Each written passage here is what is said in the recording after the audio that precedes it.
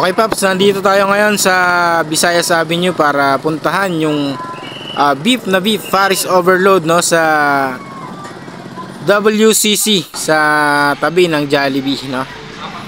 Yan, no. So tara, check natin kung meron pa silang Paris Bulalo na na trending dito sa kanilang parisan.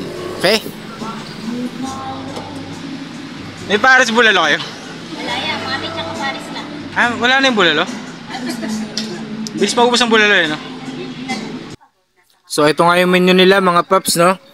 May T-bone only rice sa halagang 200, Pares rice na 100, Pata rice 100 rin. Okay, napakamura lang, no? Caldereta with rice 150, Mami Pares na may rice 110, Papaitan with rice 100, Mata ng Baka 120 at ang bulalo na hinahanap natin for only 250. Pares. Grabe, bulalo yan ah. Paris no? Oh, Pares ba yan? Kaya pala masarap eh. Tinglakan. Oh, overload pala yan eh. Ang kaibahan lang dito talagang ano siya, no? Baka talaga, no? May kamangalan pero ano yan, sulit. Baka talaga, no? Ano dito kanin? Kanin. Okay, sige. Yun, so nakahanap nga tayo ng pwesto rito guys, no? Sa isang bakanting lamesa, no? So kung titingnan nyo talaga yung pares nila rito, ang laki ng laman ng baka, no? Hindi lang natin naabutan yung bulalo pero the best to kasi talagang purong laman ng baka, no guys? Kasi sa ibang parisan, kung mapapansin nyo, yung ibang laman nila, kung hindi bagnet na baboy na prenito, eh kalabaw. No, so dito talaga, baka talaga siya. Napakasarap ng pares nila dito. Yan, so ayan nga, oh, pinapakita ko sa inyo. Napakalaki ng laman na yan, no? Talagang masosolve ka dyan. For only 100 pesos lang yan mga paps, no? Kaya sugod na kayo dito sa Visayas Avenue sa may WCC. Tabi lang to ng Jollibee, no? Tinikman ko na nga at talagang hindi pa rin nagbabago yung kanilang ano dito, flavor. Dati na ako kumakain dito guys, no?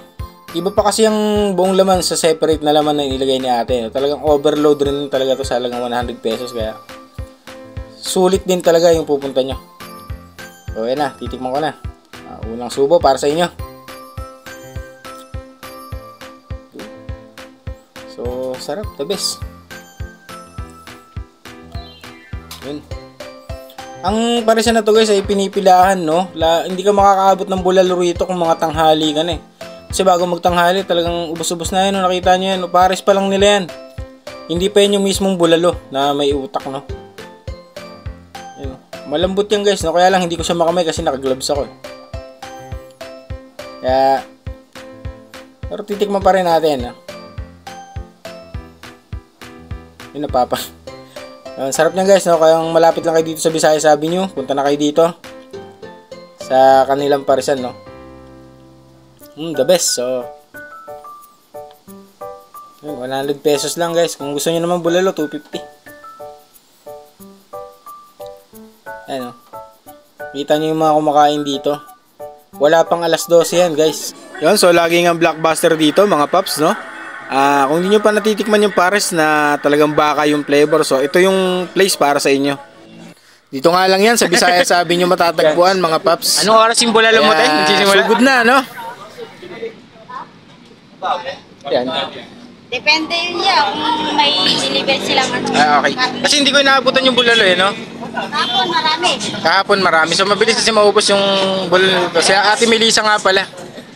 Ikaw ba may-ari nito? Hindi po, sa Sa kapatid. So, imbitahan natin sila dito sa Visayas Avenue sa gilid ng Jollibee.